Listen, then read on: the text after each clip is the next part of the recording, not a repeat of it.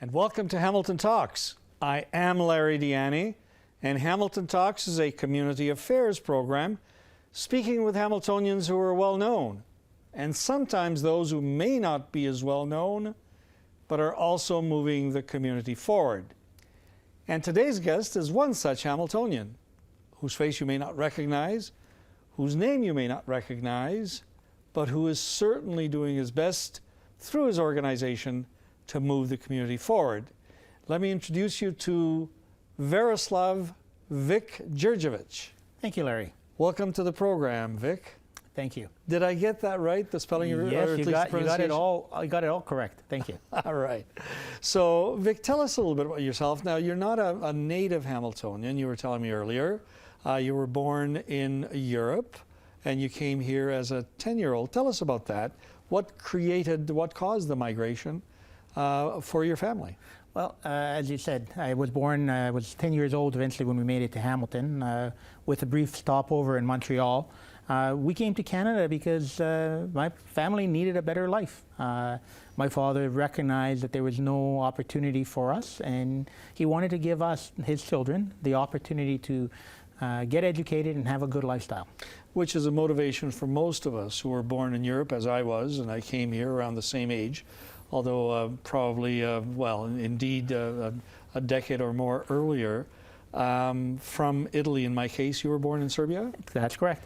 Where in Serbia? I'm about 100 kilometers south of Belgrade, central Serbia. So south of the capital. And you know, the motivation for most of the immigrants was to search for a better life, a more stable life.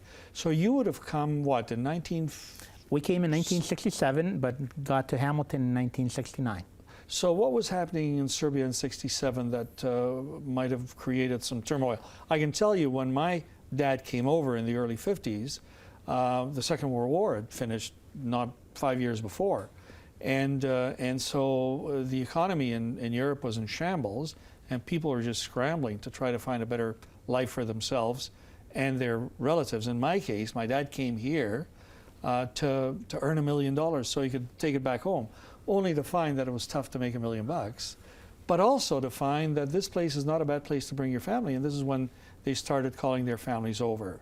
And what was the circumstance? I think as Serbia was part of former Yugoslavia, right. Their borders were closed till the mid-60s. Then finally the borders opened up and started a lot of immigration out of the former Yugoslavia. Some of our family members ended up throughout Europe.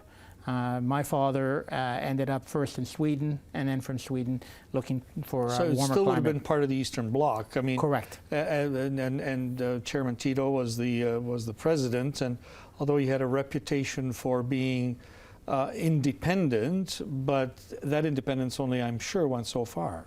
I probably presume you're correct. I was such a young child at that time, so I was not really engaged in any of that type of stuff. But obviously, my family came from a small village, very hard lifestyle. You basically just make ends meet, and that was the lifestyle they had. So did you come as a whole family unit, or did your dad precede you? My dad preceded us a little bit in a way through Sweden. He spent over a year in Sweden, but after that happened, then he brought the whole family over. We all came together, and their vision was... being mom, dad, and a sister. Yourself, and a sister. So correct. 4 of you. And you came Montreal for how long? We were there for about a year and a half. So why didn't you stay in Montreal? Partly was the nature of the work my father was doing, and his allergy to the chemicals that he was working with. And we had connections here in Hamilton, so here you came. Here we came. And of course, you being a very bright young man, pursued your schooling. Mm-hmm. And where did you go to school? Queen Mary was the first school. Then we moved to Stony Creek, and I went to Orchard Park. And after that, I moved on to university and did my undergraduate studies at the University of Waterloo. And you earned a degree in? Accounting, basically. Predominantly the main subject of my studies. And did you get a job with the Canadian Revenue Agency right away? I was one of the fortunate. 82 was a very tough year to get jobs. I was fortunate to land a job right away with the Revenue Department. when I was told if you stay for 2 years, you'll become a lifer. So I ended up staying more than 2 years, and I did become a lifer, and I retired out of there. So you worked for CRA. Right now, all of our viewers are switching off. I'm just kidding about that. And you worked in collections? No, investigations? I worked in the audit / investigation enforcement divisions. And eventually, I went into the middle and senior management positions, and had my impact that way. So you worked in the Hamilton office as well as offices beyond Hamilton? Yeah, I worked, the main office was, of course, Hamilton, where I started. I moved on to the regional office, moved on into our Toronto office, was engaged with our Ottawa office as well. So you became a manager. I mean, you retired as a manager, I think. Correct. Didn't you? So you had administrative duties as well. More administrative than anything else. Right. Well, but while you were doing all of that, you were also clearly interested in other things as well. Definitely. And certainly volunteerism is one of the aspects, and that's what we want to talk about today is really the Nikola Tesla Education Foundation that you helped found, right? Correct. But before we get to that, I think everybody should have heard of Nikola Tesla, if for no other reason but that there's a vehicle called the Tesla, obviously named after Mr. Tesla. But tell us who Nikola Tesla was, because he's sort of, I mean, I think he's underappreciated. He was a genius, clearly, and he's made so many contributions to science and everyday things that we take for granted. But he was also an eccentric person, wasn't he? Yes, he was. Tell us about him a little bit. Well, as you said, he was a young man who, in his youthful days, was able to picture things in his head and make things come to life and then put them on paper. He challenged his professors in his earlier years when they were telling him about the electrical motor and how it had to function. He was challenging him, saying, well, you don't need certain parts of that motor, it can function in other ways. His professors, of course, rebuffed any comments to that. However, Nikola continued with his vision, and in 1884 he developed the induction motor, the AC induction motor. Of course, not having the resources as being a young man, he had to start making some money somehow. He worked around different places in Europe with connection with electricity and telephone systems, where he came across a man that said, you have to go to United States and meet Thomas Edison. And after all, Edison was the great man with dealing with electricity at that time in specifically United States. Most people know him, recognize him as the man behind the electric light bulb. But very quickly, as soon as he got off the boat, he met Edison. And in Detroit? No, in New York. Edison was in New York at the time. And so there, Edison had some problems with his own systems, and he asked Nikola to work on them. He actually offered Nikola $50,000 if he can fix those problems. And to think of it, which back in the day was a huge amount of money. Exactly. Well, Nikola went and fixed the problems. And did he get paid? When he asked to be paid, Edison said, Nikola, you just don't understand American humor. And he didn't get paid. Oh, really? So Edison welched on his promise. Exactly. And so they, of course, parted ways very quickly. I'll bet. Edison was not interested in looking at anything to do with AC current because Edison was dealing with DC. He had been building generating stations every few miles, and that was electricity. But DC could not be transmitted over great distances. So if AC were to prevail, Edison loses his whole investment on power generating stations. So it was at a very early age that those two titans started to clash. Okay, so that's interesting. You said a number of interesting things. Let's just go back to Nikola's early life. He was born in Serbia as well. No, he was born in Croatia, wasn't he? He was born in but of Serbian background. Yes. What is currently Croatia? Correct. And he studied. He did graduate. No, he actually didn't graduate. He studied, but he never formally received a university degree. So, but he's considered to be a physicist, though. I mean, he was preeminent in that field, even though he may not have had the piece of paper. Correct. So then he worked around Europe. You know, he was challenging conventional wisdom that never seems to work well. Made his way, met Mr. Edison, had this falling out because Edison didn't pay what he had promised to pay. Did Edison not have the money, or he just figured, you know, I've used them and this is capitalism at its worst, maybe? It's a good question. I do believe he did have the money, but you know, that's historians can speculate on why he didn't do it. All right. And then, of course, Edison was doing work with the DC current. Tesla was interested in AC. What's the difference for those of us who DC may not know? Is basically electricity travels in all in one direction. And if you think of it, that's your battery, your portable batteries. AC, on the other hand, is, as it says, alternating current. So the current travels in both directions. The big difference is that DC, you cannot, at that time, you could not step up to high voltage. And therefore, since it was not a high voltage, it could not be transmitted over great distances. And so what did Tesla then do after this falling out and this disappointment at not having been paid for work that he had done? Where did he go? Where did he turn? Who helped him? Actually, interestingly enough, he went to digging ditches. Literally labor just to have food. Then shortly afterwards, he started coming across some of the greatest financiers that we talk about it, J.P. Morgan and others of that stature at that time. And that started opening up the doors, should we say. And he continued with his inventions, perfecting his AC induction motor.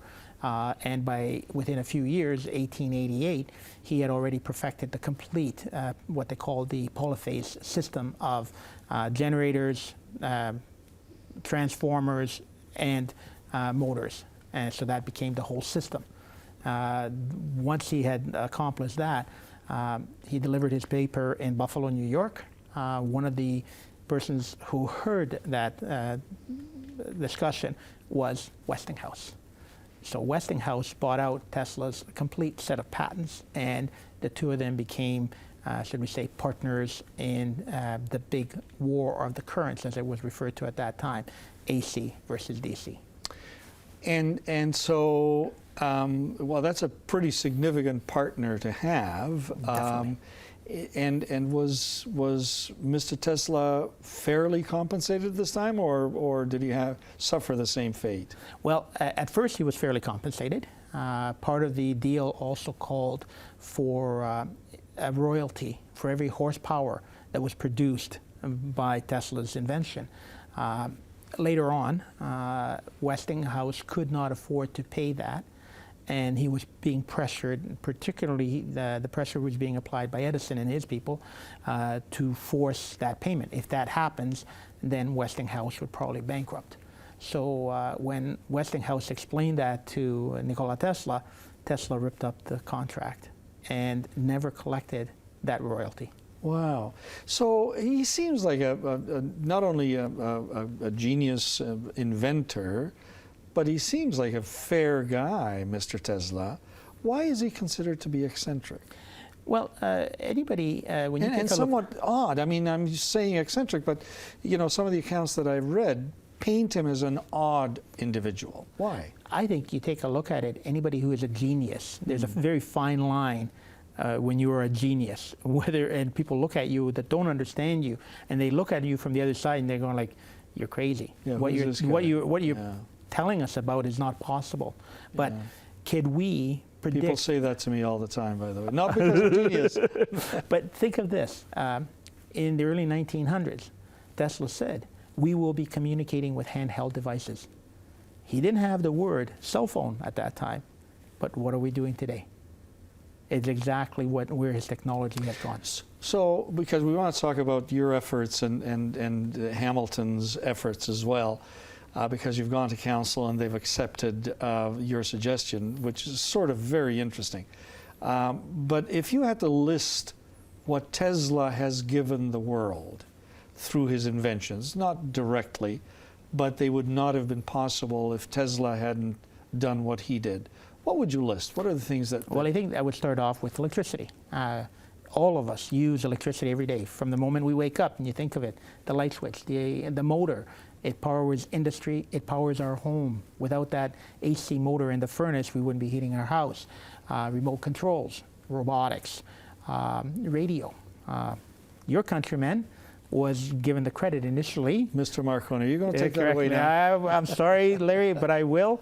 Mr. Marconi was given the Nobel Peace Prize for inventing, for communicating with radio. However, in 1943, shortly after Tesla passed away, the U.S. Supreme Court overruled that and said, Mr. Marconi, we do apologize, but you used 17 of Tesla's patents in your radio. So therefore, radio. Most of us are familiar with when you go to the Ontario Science Centre, there's something called the Tesla coil. You put your hand, and for those who have very long hair, their hair stands up. Then that is a critical component in almost any communications that is wireless. So television, radio, cell phones, all of that is critically connected to Tesla's work. Unbelievable. In other words, everything, it seems to me. Those who know refer to Tesla as the inventor of the 20th century. Absolutely. And so, when did you become interested in Tesla? I think I became interested as a teenager, just kind of knowing about Tesla because of the fact that he was Serbian, and through that I managed to learn about him. But I wasn't taught nothing of that in school. Right. So it's kind of been in the background for most of my life. But as you get older and you have your own children, you kind of do a little bit more digging and a little bit more research. And with these days, internet, there's a lot more information that's at our fingertips that we can find out about anything we want to. And Tesla is one thing that I've been kind of following along more and more. And now as I was approaching retirement, I had more time. I could see more time on my hands. So I started delving deeper and deeper into Tesla. Well, not only that, but you have actually taken it to another level. In that you've helped found, I don't think it's a one-person show. No, it's not. But you've helped found an educational foundation called the Nikola Tesla Education Foundation. What is the purpose of this foundation? Well, the purpose of this foundation, it started off very simply, was how to link Hamilton to innovation. Ironically, a little over 2 years ago, I read how a new statue was being erected in Palo Alto, California, which of course Palo Alto doesn't have no significant issue to Tesla. But my thought was, if they can do it, maybe we can do it. If we can do it here, then we can start linking ourselves to Palo Alto and try to get this innovative thinking going that way. To my surprise, when I approached the then Mayor Bob Bertina, he asked me, what is Hamilton's connection to Tesla? Because I was saying, let's get a statue in Hamilton. And I said, well, electricity, what else can I tell him? However, I was then educated on the history of Hamilton, which prompted even a greater interest, recognizing what a significant piece of history we have here in Hamilton, but yet we do not know nothing of it. No, people don't know that. I know because of my connection. Probably don't know all there is to know, but certainly Hamilton has a rich history. And in fact, we were called the Electric City at one point. Tell us a little bit about that. Correct. So that's exactly what Bob Bertina explained to me. The Hamilton, the Electric City, the 5 Johns, John Patterson being the brains behind it, the dreamer behind, should we say. John Gibson being eventually going on to become the Lieutenant Governor of Ontario, were 2 of the key players in the 5 John partnership. They built their own power generating station in St. Catharines and shipped the power to Hamilton. This was less than 2 years after the first major power generating station was built in Niagara Falls using Tesla's patents and theory. So John Patterson understood followed through all Niagara Falls, went visiting, understood everything, and they decided to do it in St. Catharines and ship the power to Hamilton. And when that happened, that opened up an incredible period for Hamilton. And of course, I mean, the industrialized city that we became, that led to us being an international powerhouse, not only a domestic one as well as a city. And so there is a link between Tesla's invention and our civic history. You went to council with a really innovative idea, and it wasn't about building a statue. What was it? Well, the first idea, it was a twofold idea. The presentation basically said we want Hamilton to start thinking of itself in a different context. So we asked for a major location, a proper fitting location for a statue for Tesla, and also to rename a portion of Burlington Street in honor of Nikola Tesla. And thereby starting to rebrand Hamilton and linking Tesla to and his innovation and that whole thinking process for Hamilton. And so that's the big piece that we got right now. It was approved on October the 14th by a unanimous decision of City Council to rename it to Nikola Tesla Boulevard. So the whole of Burlington Street or a portion of Burlington Street is going to be renamed? Only a portion. Which portion is that? The portion from QEW, so the on-ramps coming off QEW, and then the elevated portion that comes down to east of Ottawa Street. So, and it's going to be called the Nikola Tesla Boulevard, not Parkway, not Speedway. Correct. Not Highway. And part of the reason for that, some of the councils were concerned about misleading travelers who might want to go on this highway when in fact it is a bit of a throughway, but it's not a highway as we might understand it. Correct. When is this going to happen, Vic? Well, one of the conditions, and this is a unique part from our proposal, was we were not asking the city to pay for this. We, our organization, will do the fundraising and raise the necessary money to pay for all the signage changes. That's estimated to be right now about $150,000. That will give us 10 signs on the QEW and I think about 6 or 7 signs in Hamilton. So we have to pay for all of that signage. So we're starting our campaign to fundraise for that so that we can pay for that. Okay, so that's an interesting concept. Most people go to City Council, ask for something. You did, but you asked for permission to link us to a historical past and a historical figure that is world-renowned, but you don't want any money. That's unusual. Most people would want that to be paid. You're going to pay for that yourself through your organization, right? And that, how are you going to do that? What's in store for that to occur? Well, first of all, when we went before council, one of the things that we did table in less than a month, we collected over 2,200 signatures. Some of the people who supported that on the petition indicated they'll even support financially. So we will be taking donations from people. That's part number one. Do you have a tax receipt? Yes, we are. We are an educational organization. Just not to get in trouble with CRA. No, definitely. And the whole concept is we want to educate people. So by placing such a prominent street as Nikola Tesla and Burlington Street with a QE access, people will quickly ask, why would the city, after all of these years, rename this street after Nikola Tesla?